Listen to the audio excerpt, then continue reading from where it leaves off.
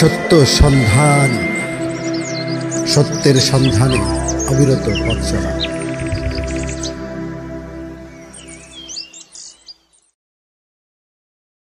আসসালামু আলাইকুম ওয়া রাহমাতুল্লাহি ওয়া বারাকাতুহু। প্রিয় ভাই ও বন্ধুগণ, সকলকেই জানাচ্ছি বৈকালিক সাদর ও শুভেচ্ছা ও অভিনন্দন। সবাই ভালো থাকবেন, সুস্থ থাকবেন, সেই প্রত্যাশা রেখেই আমি যে কথাটুকু আমার জরুরি না বললে নাই হয়। আমরা মানুষ হিসাবে কত অত্যাচারী হয়েছি, আমি কার পাশে দাঁড়িয়ে এই কথাটা বলছি। আমরা নেগেটিভ অর্থেই বলি আর পজিটিভ অর্থেই বলি, শকুন বলে থাকি। এরাও কিন্তু বিশাল এক প্রাণী, আল্লাহ তাআলার দান। আল্লাহ সৃষ্টি করে দুনিয়াতে পাঠিয়েছিলেন। বিশেষ করে অন্যান্য দেশে তো আছি, আমাদের বাংলাদেশেও এক সময় দেখতাম শকুনের পাল, শতে শতে শকুন। শকুনের মধ্যে যে মহারাজ থাকতো সে হইল গিদর এবং গিদড়নি। যতক্ষণ পর্যন্ত গিদড়নি কোনো মরা গরু খাবার শুরু না করতো ততক্ষণ পর্যন্ত তার যে অনুসারী শতে শতে যাকে যাকে শকুন থাকতো সেই শকুনরা খাবার খেত না। আর যখনই গিদড়নি খাবার খেত তখনই গিদর যাত্রা শুরু করতো, সাথে সাথেই শতে শতে শকুন খাবার খেয়ে দিত। আজকে সেই শকুন দেশছাড় হয়ে গেছে, দেশে আর নেই, আমরা বিদায় করে দিয়েছি।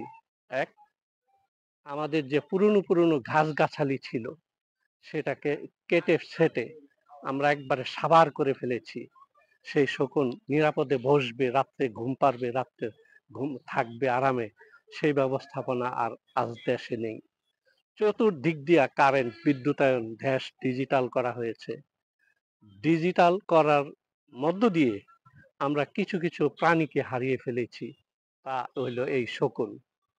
আরো কিছু বিষয়াদি রয়েছে, রাসায়নিক যে ব্যবহার, রাসায়নিকের ব্যবহারের কারণে শকুন আজ বিদায়। আমরা স্বাস্থ্যের উপরে ব্যথানাশক একটা ঔষধ ব্যবহার করতাম পূর্বে, ক্লোফেনাক। সেই ক্লোফেনাক নামক কেমিক্যাল, ক্লোফেনাক নামক ব্যথানাশক যে ট্যাবলেট ইনজেকশন ছিল, তাৎক্ষণিক কাজ করত, কিন্তু ক্লোফেনাকের ক্ষতিকর দিক ছিল। যখন কোনো গরু, ছাগল, হাঁস, মুরগির উপরে ট্যাবলেট ইনজেকশন, গরু বাছুরকে ব্যথা থেকে সারার জন্য আমরা ক্লোফেনাক ইনজেকশন ট্যাবলেট ব্যবহার করতাম, ব্যবহারের একটা পর্যায়ে দেখা গেছে সেই গরু আর বেঁচে নেই।